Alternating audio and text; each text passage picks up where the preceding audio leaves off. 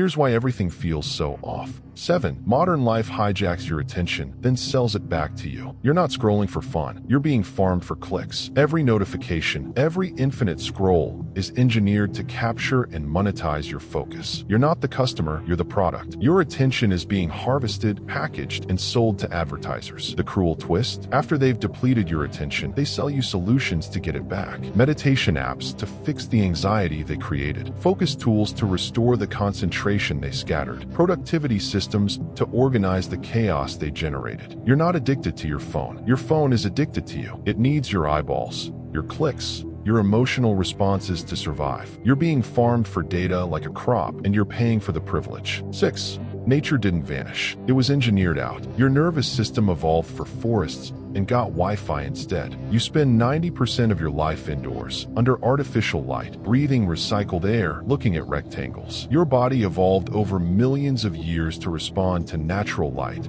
seasonal changes, and organic environments. Instead, you get fluorescent bulbs that flicker at frequencies that stress your brain, blue light that tricks your circadian rhythms, and concrete everywhere you look. We didn't just move away from nature. We actively designed it out of our lives, then wondered why our mental health collapsed. It's like taking a tropical fish and putting it in a white cube with artificial light, then being surprised when it gets depressed. Your body is still expecting sunrises, dirt under your fingernails, and weather that changes. Instead, it got climate-controlled everything and Wi-Fi. 5. You don't trust your own instincts anymore.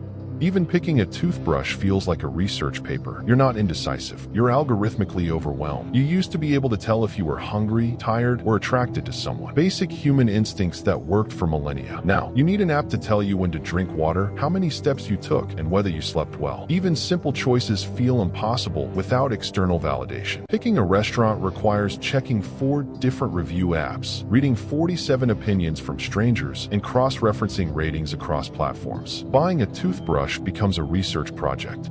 You've been trained to distrust your own judgment because there's always more data, more reviews, more expert opinions to consider. But here's what's insane. Your instincts are probably right most of the time. They're just being drowned out by information noise. 4. Your brain wasn't built for this much choice. Your ancestors chose between 2 berries. You're choosing between 32 pizza toppings, 7 jobs, and 500 dating profiles before dinner. Your great-great-grandmother had maybe 20 life decisions to make in her entire lifetime. What to wear, limited options. Who to marry, local options. What job to do, inherited options. You made 20 decisions before you got out of bed this morning. Coffee or tea? Which of the 47 varieties? Check the phone first or after coffee. Instagram or Twitter? Which news app? React to your friend's story or scroll past? Then you go to the grocery store and face 40,000 different products. The cereal aisle alone has more options than your ancestors encountered in their entire lives. We call this freedom, but it's really cognitive torture.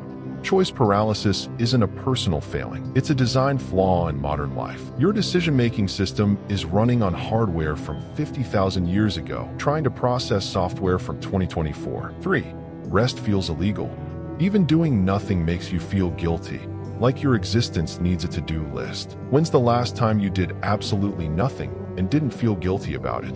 When did you last sit in a chair without your phone, without a purpose, without optimizing something? We've criminalized rest. Downtime isn't recovery anymore. It's wasted time. Even our leisure is productive. We don't just watch TV, we binge watch efficiently. We don't just exercise, we optimize our workouts. We don't just eat, we meal prep for maximum nutrition. Your brain needs to wander. Your nervous system needs to reset. But capitalism convinced you that your value comes from your output. So now even your existence needs a productivity metric. The result? You're exhausted, but you can't rest, because rest feels like failure. 2. You're always connected and always alone. You can text anyone at 2 a.m., but no one really knows how you're doing. You have 847 contacts in your phone. You can FaceTime your college roommate in Tokyo, slide into anyone's DMs, and join conversations happening in real time across the globe. You're more connected to humanity than any generation in history. So why do you feel like you're talking to yourself most of the time? Because connection and contact aren't the same thing.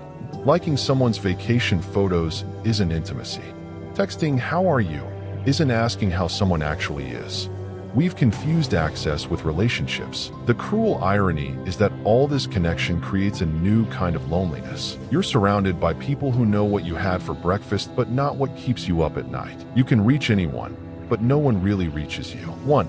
Everything's personalized. Nothing feels personal. Your feed knows what you want before you do, but nothing really hits home. Your Netflix algorithm knows you better than your mom does. It predicts what you'll want to watch next Tuesday at 8:47 p.m. Your Spotify playlist captures your exact mood before you even know you're in one. Amazon suggests products you didn't know you needed, and somehow they're right. But here's the twisted part. All this personalization makes everything feel less personal. When a machine curates your entire existence, nothing feels like it came from you anymore. That book recommendation, that's not serendipity. That's data. That perfect song that randomly came on, not fate. That's an algorithm. We've traded spontaneous discovery for predictable satisfaction. And predictable satisfaction, it turns out, isn't satisfying at all. It's like having someone chew your food for you. Technically efficient, completely joyless. So what do you do with all this? First, realize that feeling wrong about modern life isn't wrong. It's appropriate. You're having a normal human response to abnormal conditions. Second, you don't have to accept all of it. You can opt out of some algorithms. You can choose boredom over stimulation sometimes.